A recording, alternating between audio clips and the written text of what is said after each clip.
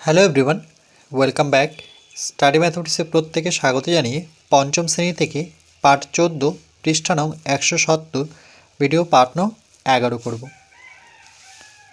আজকে আমরা নিজে করি অঙ্কগুলো করব। 1 নাম্বার, স্কেলের সাহায্যে 9 সেন্টিমিটার দৈর্ঘ্যের সরলরেখাংশ অঙ্কন করি। তাহলে প্রথমে আমরা একটা স্কেল এভাবে বসাবো। বসানোর পর ও দাগের সোজা করে একটি বিন্দু নেব।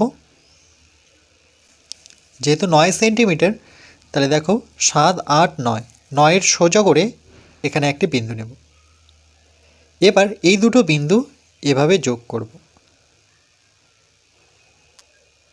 তাহলে 0 থেকে 9, তাহলে এটা কত সেন্টিমিটার? 9 সেন্টিমিটার। মনে রাখবে প্রত্যেকটি দৈর্ঘ্য মাপতে গেলে 0 থেকে ধরতে হয়।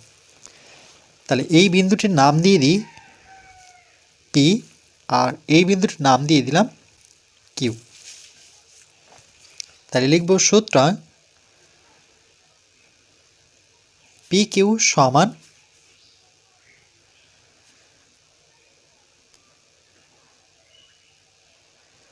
9 সেন্টিমিটার।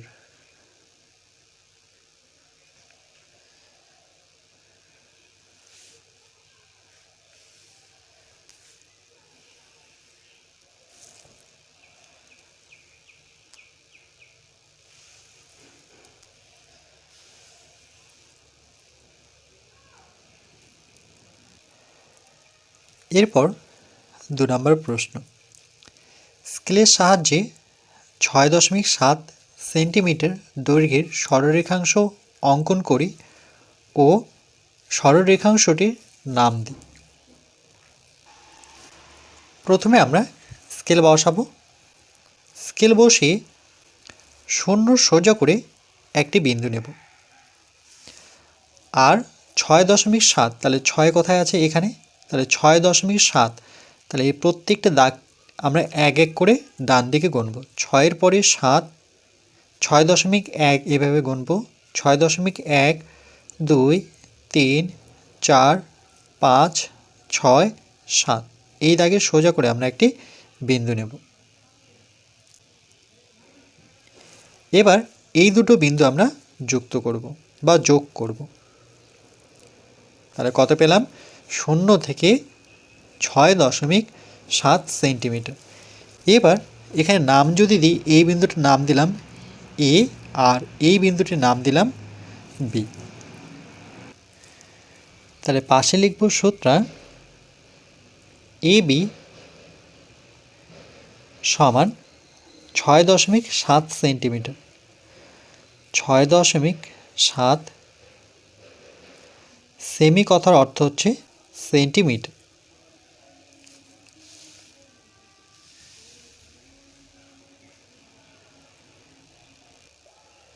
এরপর আমরা 3 দাগের অঙ্কটি করব।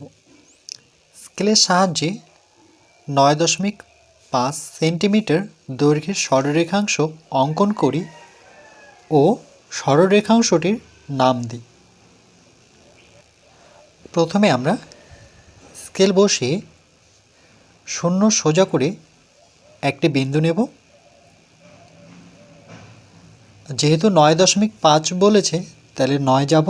9-এর পরে তারপরে দাগগুলো গুনব। 0.1, 0.2, 3, 4, 5 এখানে একটি বিন্দু নেব। এবার এই বিন্দু আর এই বিন্দু আমরা যুক্ত করব।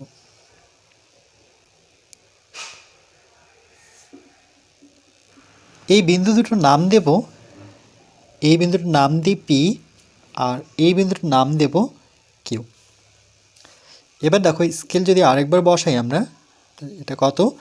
1, 2, 3, 4, 5, 6, 7, 8, 9, 9.9-এর পরে দশমিকের বিন্দুগুলো গুনতে হয়। 1, 2, 3, 4, 5 লিখব সুতরাং পি কিউ সমান 9.5 সেন্টিমিটার।